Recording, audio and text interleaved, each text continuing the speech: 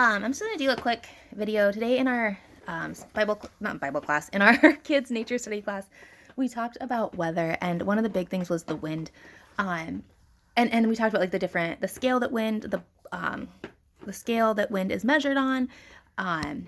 Where the first level is like nothing, it's just calm, and then the top one, the number 12, was like a tornado or a hurricane.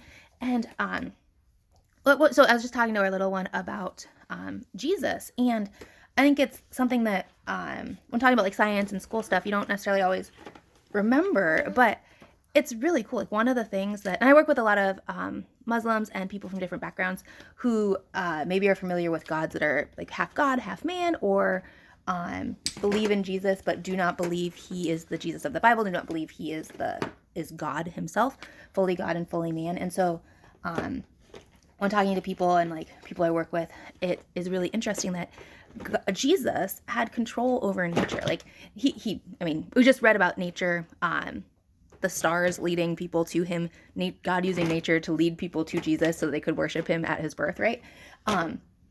So we have that. But then we have the story of Jesus and the stormy, we just read it in like the little Bible storybooks, where Jesus was on the boat and there was the storm, and like Jesus has control over nature. Like we pretended to be nature, and like we moved at the different speeds for the types of wind and the strengths of wind.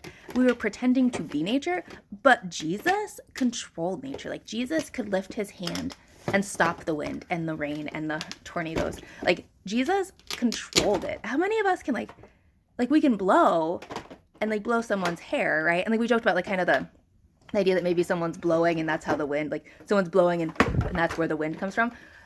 But it's not like that. Like God isn't like that. He's not like blowing and controlling things.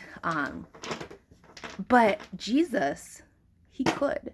So yeah, just kind of a cool thought that I had, like Jesus. And when people didn't trust him, like his friends, his disciples didn't trust him, his followers, he's like, why are you afraid? Like, why don't you know who I am? So just kind of cool, like thinking back to weather, and like it's good to think about like weather in school and science from that perspective, but also, yeah, the weather is like, it is something so far outside of human control.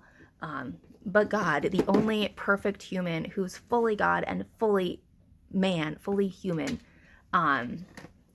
he could control the weather. Yeah, it's a profound thing when working with kids. I'm gonna go. The little one is now stacking blocks inside of the Bible bookcase thing he has. But anyways, yeah, I just wanted to share that.